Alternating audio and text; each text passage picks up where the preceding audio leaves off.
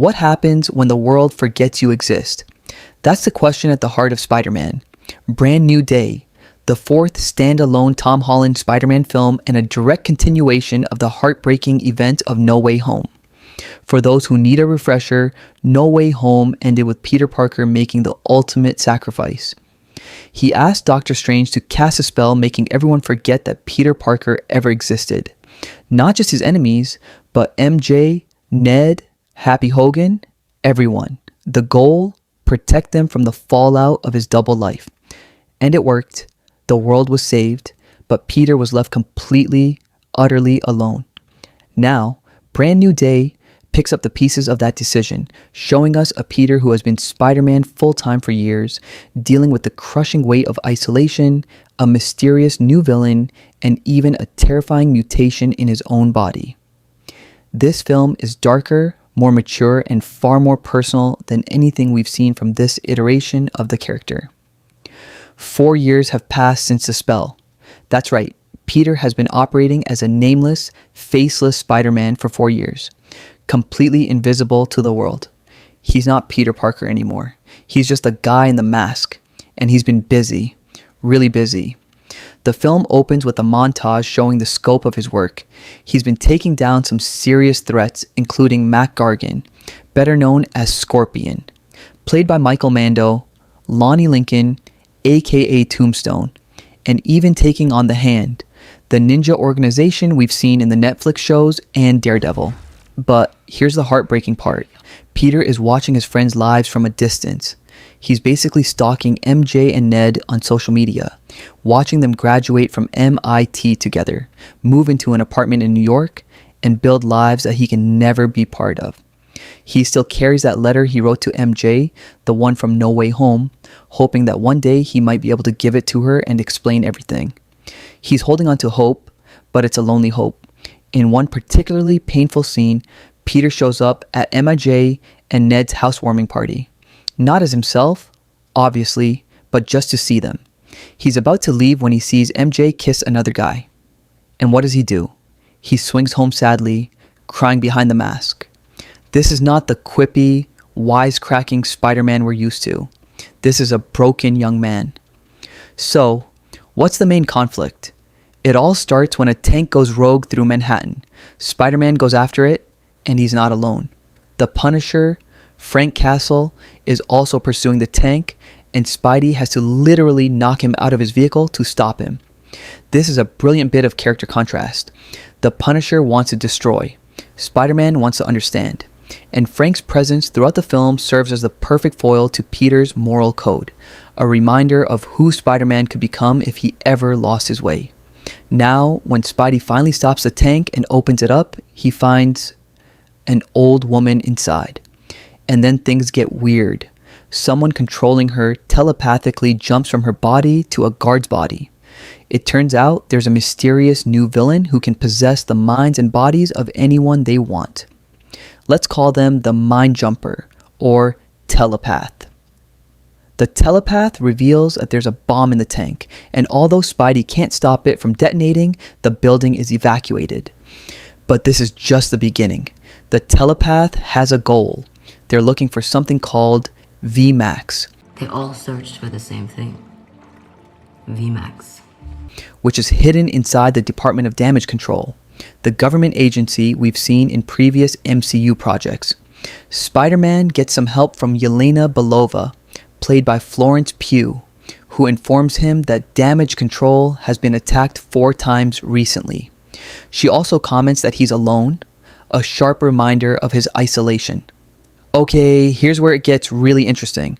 The big twist, the Telepath is actually Jean Grey. Yes, that Jean Grey, played by Sadie Sink. This is a major character introduction for the MCU's eventual X-Men. Here's the backstory. Jean and her sister Sarah were experimented on by the Department of Damage Control. Sarah was killed in the process.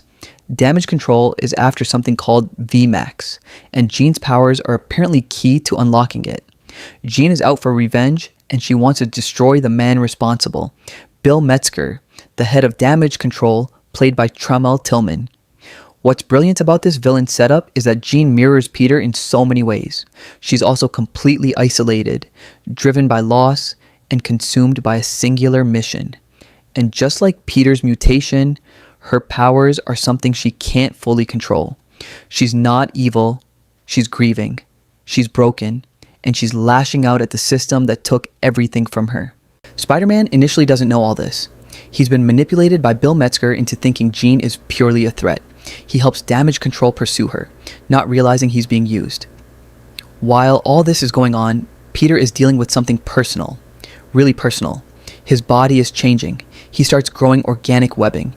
Yes, like the Tobey Maguire version, and his web cartridges no longer work. His senses are going haywire. He's experiencing sensory overload, and it's actually causing him physical pain. He doesn't know what's happening to him, but he remembers what Peter 2, Tobey Maguire's Spider-Man, mentioned in No Way Home, that he also went through something similar. The implication is that this mutation is part of becoming more Spider, a natural evolution of his arachnid genes. In a desperate move, Peter reaches out to Bruce Banner, played by Mark Ruffalo, who is now teaching at a college campus. Peter asks Bruce for advice on building an inhibitor, like the one Bruce wears to stop himself from becoming the Hulk. Peter builds one for himself to suppress the mutation, and another one that he hopes to use against the Mind Jumper, a universal inhibitor that could stop the telepathic possession. This is a classic Spider-Man problem. He's saving the world while his own body is falling apart, and there's no one to help him. The climax is massive. Jean Grey's powers escalate to the point where she's controlling half of New York City. People are puppets. The city is in chaos. Spider-Man has to find a way to stop her without killing her, because that's who he is. He doesn't take lives. So what does he do? He lets Jean into his mind. He trusts her, and inside his head, she encounters a memory of Aunt May, that moment of pure love and compassion. May gently explains that people love us for who we are, not for what makes us special. Moved by this, Jean chooses to spare Bill Metzger. She breaks her psychic hold on the city. But here's where it gets tragic. The Punisher, watching through a sniper scope, doesn't trust the moment. He fires. Spider-Man senses the bullet and shoves Jean out of the way, taking the round himself. He's mortally wounded. New York erupts. Candlelight vigils fill the streets. The Empire State Building glows red and blue in support. The city that Spider-Man has protected, the city that doesn't know his name, shows up for him anyway. Meanwhile, Jean uses her powers to keep Peter's mind alive until he can be saved.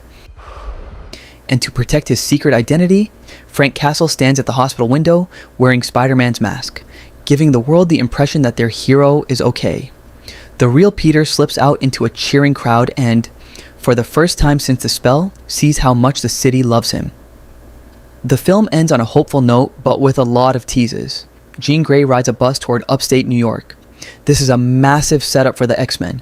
You can bet she's headed to a certain school for gifted youngsters. Bill Metzger has vanished. Is this setting up his return as a villain? It's unclear, but definitely suspicious. And then there's the most beautiful moment. Peter bumps into Ned at a bodega and introduces himself as a stranger. They have a polite greeting, and then, without thinking, they fall into their old secret handshake. Ned's face lights up, and he says Peter's name. Peter. The spell is cracking. For the people who truly loved Peter Parker, the truth is fighting its way back. Don't forget to like and subscribe for more unfiltered breakdowns. See you in the next one.